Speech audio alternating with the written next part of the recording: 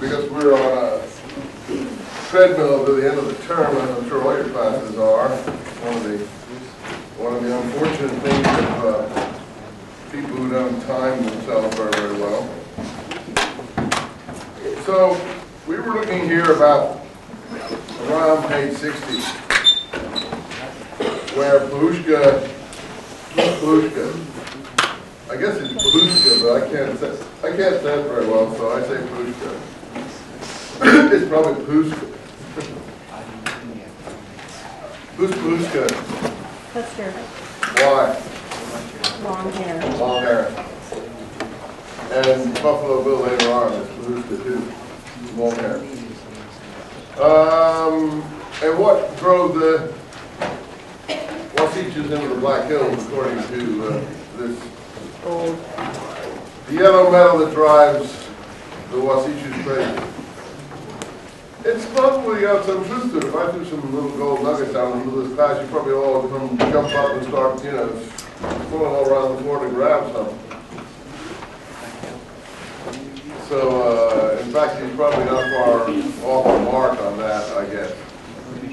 And by the way, just because your hue is different from another hue, don't think you're not a Wasichu. Generally, the term is applied to all of us who are involved in whatever we did in this country relative to the Native Americans, even though our ancestors, most of them, probably weren't even here.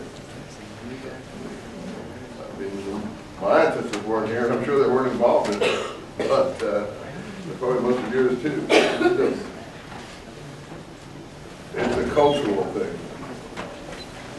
Anyway, Plushka announced it in a voice that went everywhere.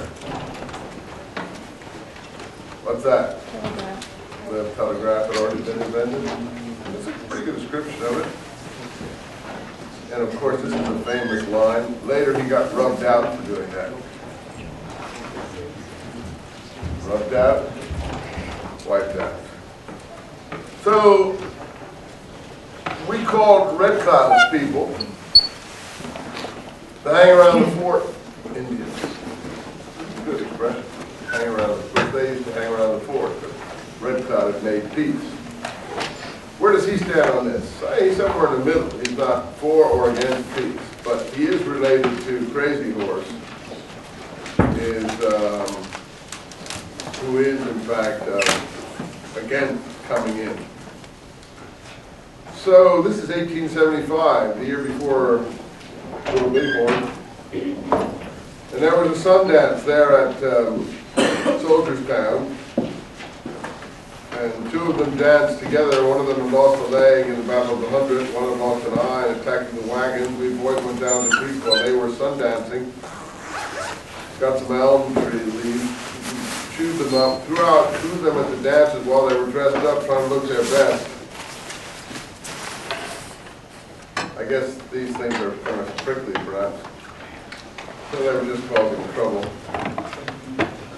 Anyway, we heard that the grandfather in Washington wanted to lease the Black Hills so they could dig for gold.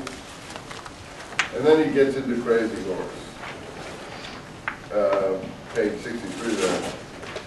There were some hanging around the fort people with us, and when they saw that we were going to join Crazy Horse, they left and started back to Soldierstown. They were afraid they might be trouble, and they knew Crazy Horse would fight. So it is pretty good to see. So he talks about Crazy Horse, his cousin, on the next page or so. I was anxious to see my cousin Crazy Horse again. Of course, I had seen him now and then ever since I can remember, and heard stories of the brave things he did. I remember once he was out with his brother alone on horseback. A big band of crows. What are crows? Another Indian group, hostile to the Sioux. They're not birds.